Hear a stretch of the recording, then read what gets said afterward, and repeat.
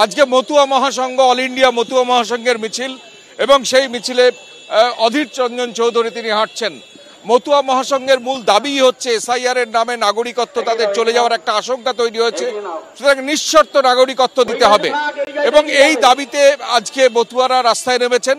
College স্কয়ারে Kolkata বিশ্ববিদ্যালয়ের সামনে, সেখান থেকে জমায়েত হয়ে এই মিছিল এখন ইলেকশন কমিশন রাজ্যের মুখ্য নির্বাচনী আধিকারিকের দপ্তরের সামনে যাবে এবং দপ্তরে গিয়ে সেখানে তাদের বক্তব্য তারা জানাবেন। আমরা দেখতে পাচ্ছি অধীর রঞ্জন চৌধুরী সেই মিছিলে হাঁটছেন। অদিতদা, আজকে আপনাদের ওরা বারবার দাবি করছে নিঃশর্ত নাগরিকত্ব। দেখুন, 2019 সালে যে আইন হয়েছিল আজকে তার 5 বছর পার হয়ে গেল।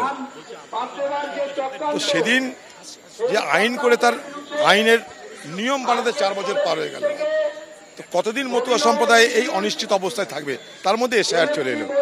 এসআইআর এর লক্ষ্য হচ্ছে ডিসএনফ্র্যাঞ্চাইজমেন্ট, অর্থাৎ ভোটার অধিকার কেড়ে নেওয়া। এটা হচ্ছে এসআইআর এর মূল লক্ষ্য। তো সেই জায়গাটায় দাঁড়িয়ে আজকে মতুয়া সমাজ এক অনিশ্চিত ভবিষ্যতের মুখে দাঁড়িয়ে আছে।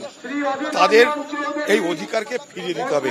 তাই আমি ভারতবর্ষের সরকারের কাছে দাবি করেছিলাম যে পার্লামেন্ট চলছে, অর্ডিন্যান্স এনে তাদেরকে এক্সেমশন দেওয়া হোক এসআইআর থেকে।